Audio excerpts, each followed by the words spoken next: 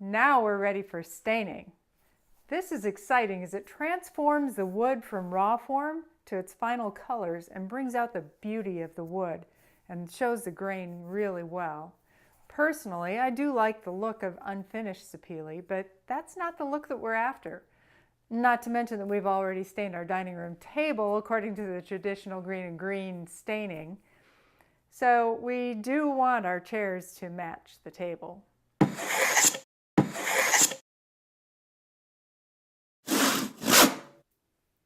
I've got all my pieces sanded down and ready to go. Chairs are ready to assemble, right? Not so fast. First, I'm planning on doing my staining and a thin coat of some of the varnish for the chairs because I have the ebony plugs that are a slightly different color.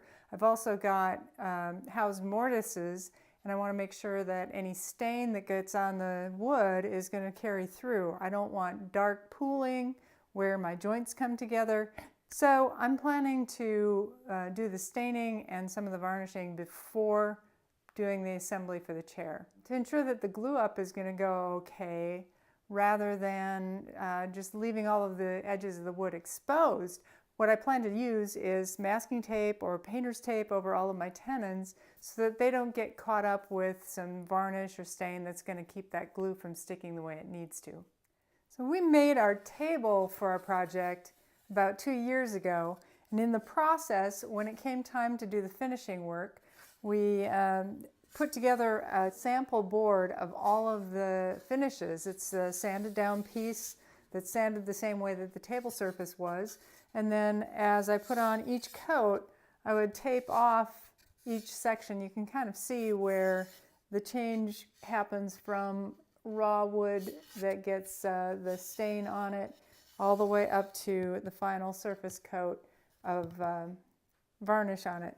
And on the back side of the board, I've written down exactly what it is, the ratios of the colors that I used for stain, and which kind of shellac I was using or poly finish on the table. That way I can replicate that same finish on the chairs 2 years later. According to the Greene and Greene archive site, the original recipe called for a solution of bichromate of potash or potassium dichromate. That's some very caustic, nasty, noxious stuff and not something we want to use in our shop. Instead, we took the advice of the well-respected leading authority on green and green furniture, Darrell Peart. He recommends general finishes, water-based dye stains, mixed at a ratio of 7 parts of the orange to 4 parts of the medium brown. So we have mixed that up in a jar. I've got it marked here 7 to show where the 7 would be, and then the 4 so that I just add them together, and that ends up being my mixture for stain. The tendency of water-based dyes is to streak, which is why we did all of that pre-sanding, all the way to 320 grit with a finished off polish at 600 grit. If you plan to add wax, Darrell recommends about 3 to 5 coats of General Finishes Armor Seal satin, followed by Renaissance wax, used very sparingly, covering just small amounts of your work at a time. A little does go a long way, which is really a good thing. It's about $25 for just 7 ounces, and you can find that on Amazon, along with the General Finishes stain and the Armor Seal. Those are all on Amazon. We'll provide you the links below. Now I've got a sample of the cross brace that this is an unfinished or unsanded one, so you can see the difference of how it takes the stain and how it's going to look on it. This is one that I've sanded down to the 600 grit just really quickly and roughly. For my crossbars, I'm not as particular about having a nice perfect finish on it because it's underneath the chair, hidden, but I do want to stain them. So if one of the pieces of wood happens to be a little bit darker than the others, of course we can just leave out one of the applications of stain. For our table we used 3 applications of stain, 3 separate applications. For the chairs, we'll see how much we really need. The reason that we're doing our staining at this time rather than after we put the plugs in is that we have those housed mortises. We want to make sure that if there's any expansion or shrinking, contraction of the wood, that the exposed, unfinished, unstained parts of the wood wouldn't show. So we do want to get 2 coats of the stain down before we actually put the chair together. So our plan is 2 coats of stain, then we'll put the chairs together, put the plugs in, get those bars done that we still haven't shown you how to do, and then the finishing coats of the armor seal to finish everything off. Here I have my pre-mixed stain, a clean cloth,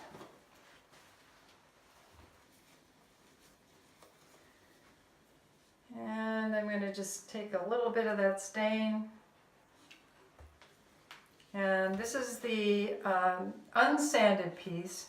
If I put some of that on there, you can see it comes out a nice brown, but I've got a little bit of raised grain that's going to come out a little bit darker. That's the kind of thing that I really want to avoid.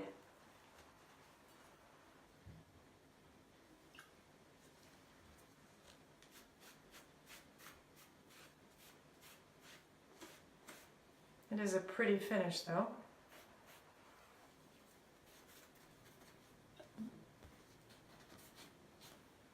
So it's a little bit blotchy. That's because I haven't gotten it sanded down and the grain is rising, and that's going to take in the stain a little bit different.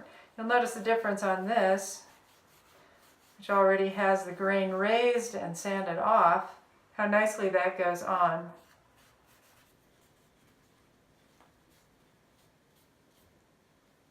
So I'll be staining all my pieces, wiping it down to make sure that there's no excess. Letting that dry for about 4 to 6 hours. Wipe this off too. Again, it's a little bit blotchy, not anything that I would want showing on my final pieces. But these are not as significant. And this is my crest rail, and I've got my tenons taped off so that those areas won't be affected by the stain. I'm not as worried about these mortises that I have getting stain in them. But I do want to make sure I get a nice even coat.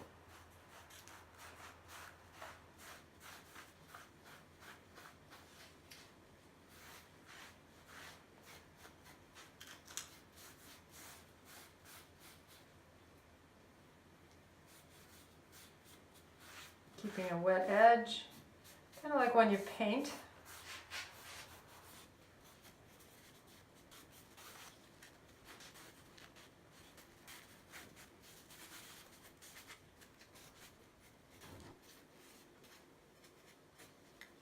And that'll go over on my rack to dry.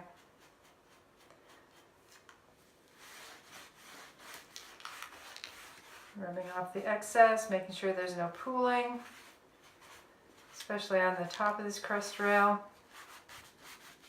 And it does recommend drying of about 2 to 4 hours. That's at 70 degrees, but our basement's a little bit cooler than that, so I'm going to just let it dry overnight.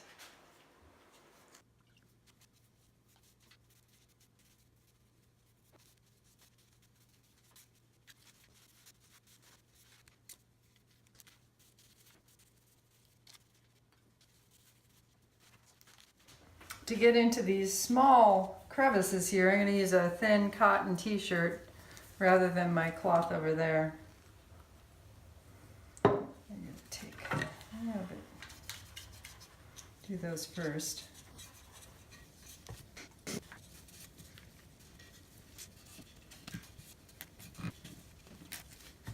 Okay, now that the inside's done,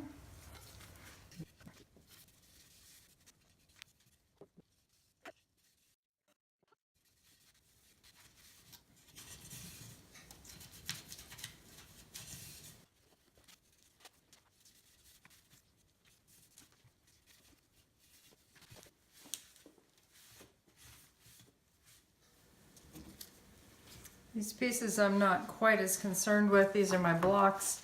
Some of them still have pencil marks on. They're hidden.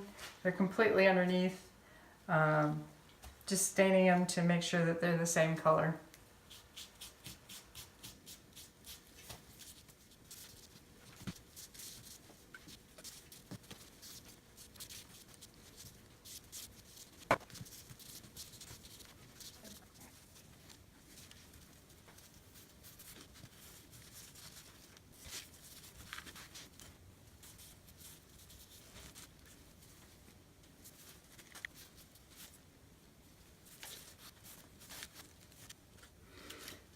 The rabbit on the seat rail is not really a glue surface, so I'm going to go ahead and stain that as well.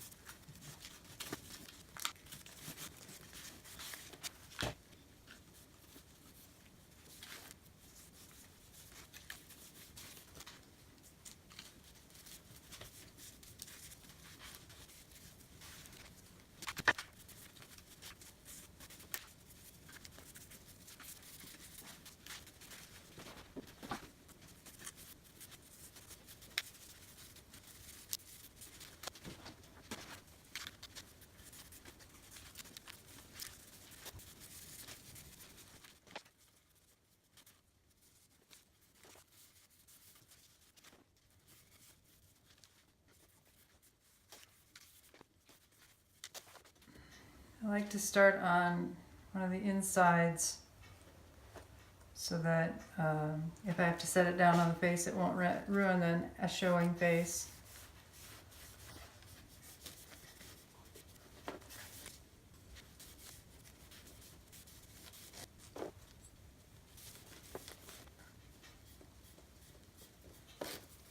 Always with the grain.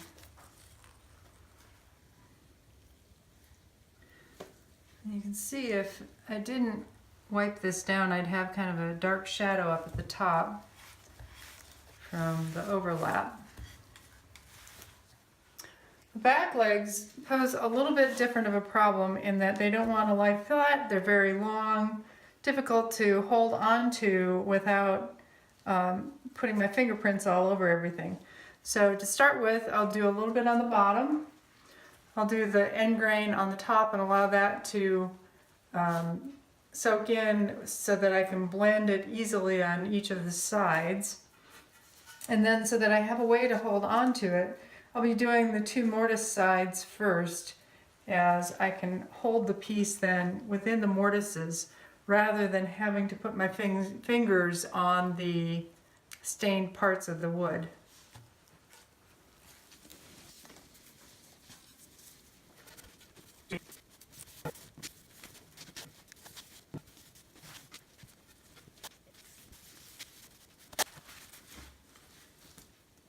You can see I can hold it with just within the mortise, and if I see some odd spots I can fix those up. It's a little bit awkward when I'm holding it so that you can see what I'm doing. So I basically wetted that down again and just went over it one more time to even it out a bit. I've finished doing the first coat of stain on my pieces. And before I can finish up everything else, I need to do an additional coat of stain to get everything the same tone of color as is on our table. After I do that, I'll put on one coat of varnish to protect it when I go to do the glue up so that stain doesn't get rubbed off too severely. Then I'll also be able to do my ebony bar insets in the backsplats. So we have that to look forward to.